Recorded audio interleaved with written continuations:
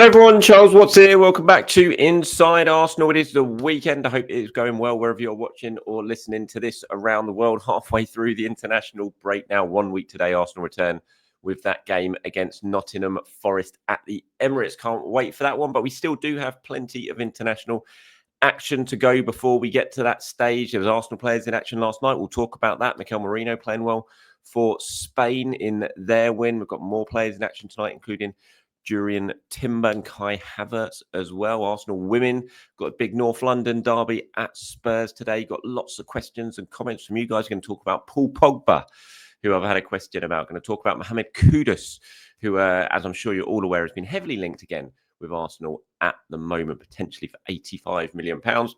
I will give my thoughts on that and plenty other little tidbits to get going as well. So we'll start with Kudus, shall we? Who I'm sure you're all aware of the links with Arsenal. There was links before he moved to West Ham when he was at Ajax. Arsenal were a club who were very much monitoring his situation at Ajax. Didn't get a deal done for him. Ended up going to West Ham later on in that summer window. Mark here has got in touch. He's not the only person who's got in touch to talk about this across my various channels. Says, how do you feel about the possible interest in Kudus? He wanted Arsenal. We wouldn't pay 35 million, but now we are interested at 85. Now, 85, I think, is the release clause it would take to sign Mohammed Kudos to get him out of West Ham. So that's why that figure is being sort of bandied around when it comes to Kudos and Arsenal at the moment. Not just Arsenal, there's other clubs in the Premier League as well who are said to be interested in triggering that release clause. I mean, Arsenal's interest in Kudos was, he was a player they were looking at before he went to West Ham. That summer, it was sort of bubbling around and had been talks with Ajax about the possible deal, but it never materialised. Remember, Team News and Ticks, obviously, we're doing our transfer shows during the summer, was talking about that in one of the shows where he did, and that, he was saying that Kudus was very much waiting to see if Arsenal did make that move. But in the end, Arsenal didn't have the money to be able to do that, and he ended up going to West Ham. And he's had a really good time at West Ham. He's been, he's shown what he can do in the Premier League. He's scored goals in the Premier League. Maybe there is a sort of inconsistency thing when it comes to Mohammed Kudos as well. 1 week he's excellent, another week doesn't really do it. I mean, I remember watching him in the League Cup game at the London Stadium last season, the 3-1, wasn't it, when West Ham knocked Arsenal out, and he scored an absolutely brilliant goal there, and he caused Zinchenko loads and loads of problems over on that right-hand side. He can play on the right, he can play centrally as well. Clearly a really talented player. I mean, Arsenal need more attackers, we know that. Does Kudus come in and immediately raise the level of Arsenal? Where would he actually play? I'm not entirely sure. I like him. Look, I do like Mohammed Kudos. I'm just if and the question here is about being interested for 85 million. That feels like a lot of money for me. I don't. But then on another hand, I've said it before. It's not my money. As long as it's good players Arsenal are signing, I'm not overly bothered about the transfer fee, as long as it means that a good player is coming to Arsenal. I wouldn't say no to Mohammed Kudos, just put it that way. In answer to your question, how I possibly feel about it, I would not say no to him. If Arsenal did trigger that release clause and they did sign him, I'd be excited about it, because they'd be signing a player who we've seen can make an impact in the Premier League, who can score goals in the Premier League, can cause defences lots of problems, can play in different positions as well, which of course we know is something that is very, very big when it comes to Mikel Arteta bringing players in. But I would have my doubts whether that was the best value for £85 million. I'd have to say, especially when, just a couple of years ago, or whatever it will be by the time he does leave West Ham, if he does leave West Ham, you could have got him for less than half that price. So ultimately, how I feel about it, I'd be happy to see him at Arsenal, because I think he would come in and make an impact, and I think he would improve the squad. Do I think he'd come in and muscle his way straight into the first team at Arsenal? Not so sure, but let me know your thoughts on it, please, in the comments below. Mohammed Kudos to Arsenal, if it were to happen, would you be excited? Do you think 85 million would be a decent price for him, or do you think better spent elsewhere? Let me know, as always, in the comments below. Okay, looking into last night's action, good performance from Mikel Merino yesterday as Spain won 2-1. Looking at his stats from that game, it was very, very impressive. He's finding a little bit of form now, Merino. That performance when he came off the bench against Chelsea, I thought was very, very encouraging. He just looked a lot more comfortable. Obviously, he had a difficult night away at Inter Milan, came off at half-time, but he wasn't feeling good. There was a chance he wasn't going to make that game. And the Liverpool game, obviously at home, he played very, very well. You know, looking at his stats last night, it was 4 out of 5 successful dribbles, which was the highest on the pitch in their win against Denmark. 9 out of 3 successful duels, again the highest. 5 ball recoveries, 3 out of 4 successful long passes. I think it was 4 passes into the opponent's third.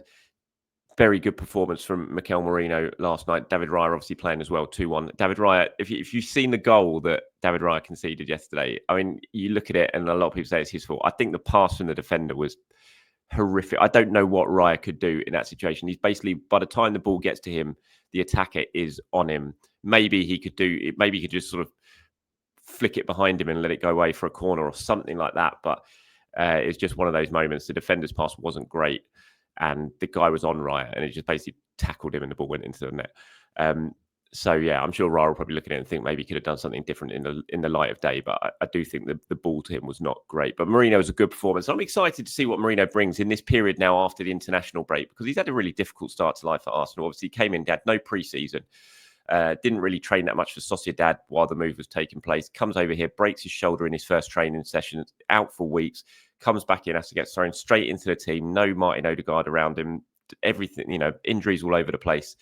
And so he's had been able to get no real rhythm. But I'm excited about this period because he's fit now. Everyone else is fit. Touch wood that no one gets injured in the next few weeks. But everyone else appears to be fit. Who's going to be around him. Finally, we're going to see Martin Odegaard in that midfield. So I'm excited to see what we're going to get from Merino in this period of season now, between now and the end of the season and the end of the year, because he's got a good patch of games, a lot of fixtures to start playing around with the players he was expecting to play with. It'll be interesting to see what Mikel does as well. He's got options in that midfield now. What is the sort of the main midfield three potentially that we're going to get to see over the coming weeks? How influential is Merino going to be in that? What was the long-term plan when it came to signing him in the summer? I think that's all going to become clear in the next few weeks. But yeah, excited to see what he's going to bring, and certainly good performance. You look at the how people are reacting to it, or Spaniards were reacting to it. They're very, very impressed with his performance like that. So that was good to see. Jakub Kiwior also in action last night. Didn't go too well for him. 5-1. Poland got spanked by Poland, so not the greatest of nights for Kiwior. Played the full 90 minutes in that game. These are the Arsenal players who are in action a little bit later on this evening. Ukraine, so Zinchenko playing for Ukraine against Georgia. We got Jurriën Timber playing for the Netherlands against Hungary in Amsterdam, and then Kai Havertz playing for Germany against Bosnia and Herzegovina in Freiburg, and they're all the games that are kicking off a little bit later on today. Fingers crossed everyone comes through unscathed. Of course, so far so good when it comes to internationals and Arsenal for once in the international break, but I'm sure you're well aware there's a long way to go. Lots of games to go through before we can celebrate all of the Arsenal players coming back from their national teams injury-free. Big game for the women today. Of course, all eyes on them, with the men not in action. North London derby at Spurs lost this game. That amazing game last year. Well, I say amazing game, amazingly frustrating game last season when they lost 1-0 at Spurs, despite absolutely dominating, got picked off on the counter-attack and then just could not score. Rennie Slegers obviously had a very, very good start to life as interim boss, yet to be beaten. I think it's 5 unbeaten now, 4 wins and a draw, coming in off the back of the really good win against Juventus in midweek in the Champions League, of course. She's been speaking more about potentially, her future. Is this something she could do on a permanent basis? She was asked in a press conference yesterday ahead of the Spurs game whether there's any clarity on her role. She said, "I don't know. What I'm focused on is being here now. What makes us so strong is we're a team at the moment, all taking ownership of where we want to go as Arsenal women. That needs to be put first. On if a permanent solution is coming," she says, "I think it will be good for the team if there is a permanent solution.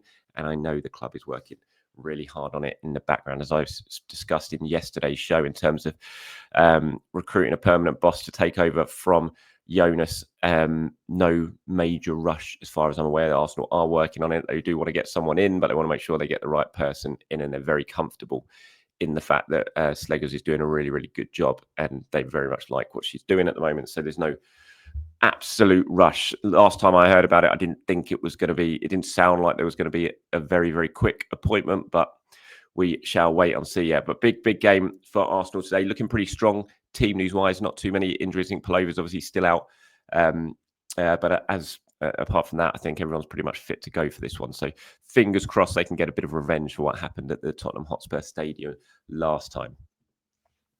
Right, moving on to some of your questions and comments now before we wrap this one up today. John has got in touch here talking about Paul Pogba. Of course, that contract termination with Juventus has now been made official. I think he can sign for a club or start training for a club in January as his ban comes to an end, and then he can sign or he start playing in March. John says, have you seen the Pogba news today? Allegedly, he'll be released from Juve imminently. Would you take him? Do you think Mikel Arteta would? Would I take him? No. Do I think Mikel Arteta would? No. Simple answers to both of those questions. John, look, Pogba, unbelievable player, mercurial talent.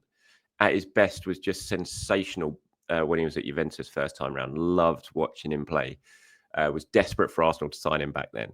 Obviously went to Man United, didn't quite work out. Returning to Man United, gone to Juventus, definitely hasn't worked out going back to Juventus. And no. And the fact that he wouldn't, I don't think he'd be even available to play until March. So, what would be the point? I mean, massive wages would bring a massive amount of scrutiny. It's just nothing. It's just not something Mikel Arteta would ever consider. I mean, I can't say that for sure because I've not actually asked the question to anyone in terms of behind the scenes, but I'm just going on an absolute hunch there that it's the furthest thing Mikel Arteta would want for his squad. I'm sure of that.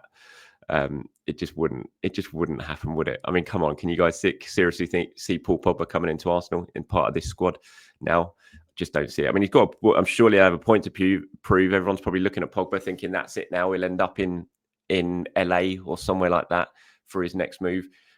He's, by all accounts, he wants to stay in Europe. He wants to go to another top club and show he's still got plenty to offer. We'll see if that happens. But yeah, my thoughts on Arsenal, no, I just cannot see it at all.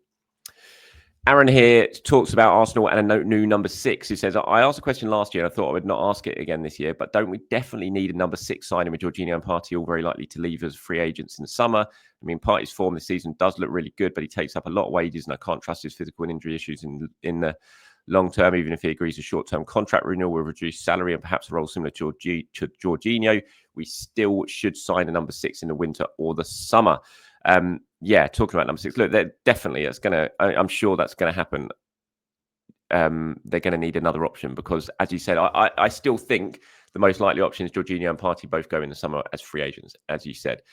We'll see in terms of Thomas Partey, but I'd be surprised, given I'm sure he'll be getting some good contract offers elsewhere. I don't think Arsenal would offer him a long-term deal where, like some of the deals he's probably being offered elsewhere. So I think this will probably be the last season of Thomas Partey. That's just my thoughts on it, my hunch on it. And Jorginho, again, I think will definitely probably go in the summer. So if you're taking Thomas Partey and Jorginho, 2 really experienced players out of the squad, of course you need to bring in a replacement. So yes, I absolutely think a number 6 will sign in the summer. It will be one of the priorities along with improving the attack. C. Lord here says, I'm the person asking about the trip to Dubai and the gap between Brighton and the Spurs games. There is only a gap because of the FA Cup third round draw hasn't taken place. And if we beat Palace in the League Cup, we would have 2 semi-final legs either side of that game too. Later in the month, there are 2 extra Champions League games. Lots of football in January. No gaps that I can see. And that's the issue. So I was talking about yesterday. If it was feasible, it's absolutely something Mikel Arteta would do. But as he said when he was asked a question a couple of weeks ago in a press conference, it just depends on the fixtures. And at the moment, it's looking very, very unlikely because of how jam-packed, as Sealord points out, the schedule is at the moment. Obviously, those 2 extra Champions League games, it depends. If Arsenal can get themselves in the top 8 in the Champions League, they won't have to play those 2 extra games, which would be a massive boost to absolutely everyone. And, that's why everyone will be targeting a top 8 finish in the Champions League phase. Also, the defeat against Inter Milan hasn't helped with that, but we'll have to wait and see if Arsenal can. If they win their next 4 games in the Champions League, they'll guarantee themselves a top 8 finish. I'm absolutely sure of that. So it's still a good chance for it to happen. And yeah, as you said, 2-legged semi-final against Palace is possible. If they beat Palace, is certainly on the agenda as well. So it's going to be difficult. So many fixtures to be played. And but as I said yesterday, if it's feasible, if they manage to work into the schedule, then he would love to do it. He would jump at the chance to do it. But fixtures might make it very, very difficult this time around. Here's one from Niels who asked about Raheem Sterling. He says, unless something happens and he turns it around, do you see the possibility of us cancelling his loan in January and trying to get someone else? I would be doubtful. I think Sterling will be here for the season. I do think he will play a lot more in the second half of the season than he has so far. I think the only way that would happen, I'm not sure if there's even a possibility of it happening, if it's in his contract or not. If there was an agreement, Chelsea, I'm sure, wouldn't really want him to come back in the summer, because then you're sort of stuck with Raheem Sterling for the second half of the season, not in the squad, not playing, and that becomes a bit of an issue. So I don't think they'll be too keen on breaking that season-long clause. And for Arsenal, he's such a cheap. And I know people love to say, well, it doesn't matter if he's cheap. If he's not playing, it's pointless, and you're still spending money on someone you're not using, which I understand. But I still feel in the back of my mind that Arteta will use Sterling more than we've seen so far. So I'd be doubtful that this would be something Arsenal would explore. I think he will definitely go back at the end of the season. I can't see any way that he signs for Arsenal on a permanent basis, and Arsenal will definitely try and sign a permanent winger come the summer. But I think January is probably a little bit too soon for that.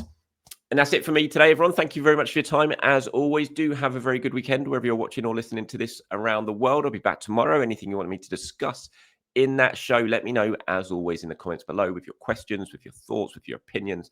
I'll pull some of them together and get them included tomorrow. Thanks for watching. Thanks for listening. Speak to you soon. Bye-bye.